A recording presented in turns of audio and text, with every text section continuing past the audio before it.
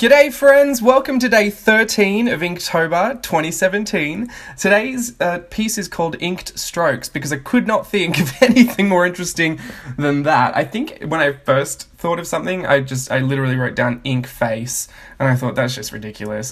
It's got to be a little more interesting than that, but also we can't reach for the stars here because I'm just trying to name things at this point just so that I have a thumbnail to put on an illustration. But yeah, day 13. Who knew? Who knew we'd get this far? I'm excited. You excited? Today, I just wanted to play with keeping it very, very restrained.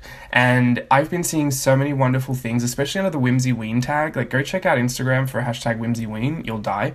The thing that I'm loving the most is people's very filtered ideas and very carefully planned, very thought through pieces. And then I came across a really, really dynamic piece that was just the most restrained piece that I'd seen in such a long time, and I really, really loved the graphic aspect of it. So I wanted to challenge myself today to stop adding so much, stop adding everything. I do still add grey. I wanted to add a grey wash in there because I thought I wanted to deepen up some of the shadows, but what you can see here is actually being done in real time. The only thing I sped up in this video was drying the ink because I think it took about 2.5 minutes to dry the ink at first because I put a lot down. But yeah, I just wanted to let the brush kind of dictate how this was all going to play out and how this was going to look. And I didn't even, I'm still using that calligraphy brush. It's kind of difficult to use. It's kind of difficult to control. And so at, tons of different points in this, you might look at it and think, that line was wrong or that line didn't work out. But I just want to show you that if you go back in with your shadows, you can fix a few things. And if you go back in with a pen as well, like I just did this with the brush to start off with because I wanted a really, really graphic shape. And I had practiced this illustration on a very, very small scale before I did this.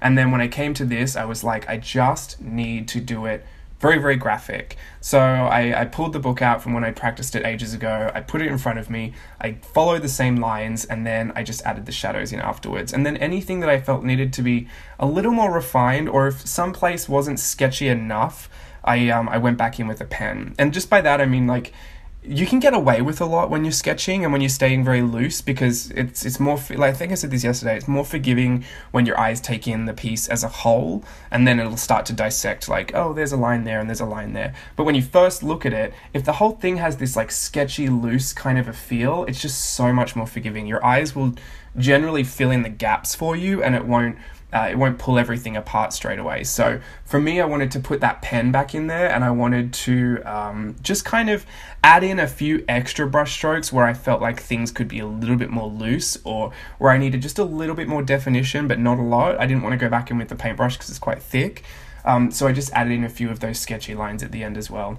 And I really do think that the shading helped in this instance. I think it just made it a little bit more dynamic, and I was upset because I didn't have the other side of the neck. So I was like, how do I put that in there? I wanted to put the choker on her because I haven't done that in a while and I still love doing that. And I needed it to connect to something, otherwise it was just this choker, hanging off nothing. So yeah, I think the grey kind of helps in that way. Again, I do not use reference for shadows. It's just because I can't be bothered. I think when you're keeping it so loose, it doesn't really matter anyway. So I just kind of kept a lot of the heavier blacks on the left and some of the lighter greys on the left, on the right.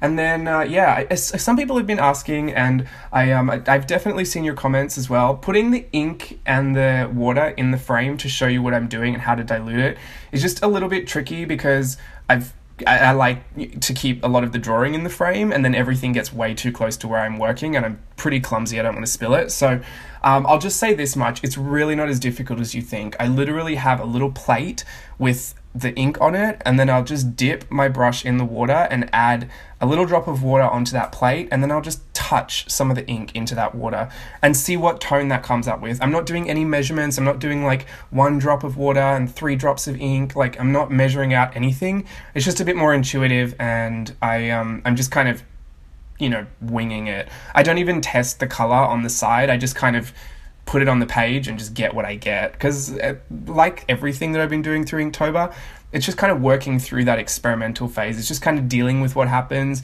It's just kind of problem solving on the go and tackling the challenges as they come. So for me, I haven't really worried about what well, you know, what the tonal value of the greys are. I just kind of go in and then I darken up the blacks if I need to, or pull out the highlights if I need to. The grey for me is it'll be whatever it is. So, yeah, that's as simple as this is today. Until tomorrow, thanks for watching, and here's some close-ups.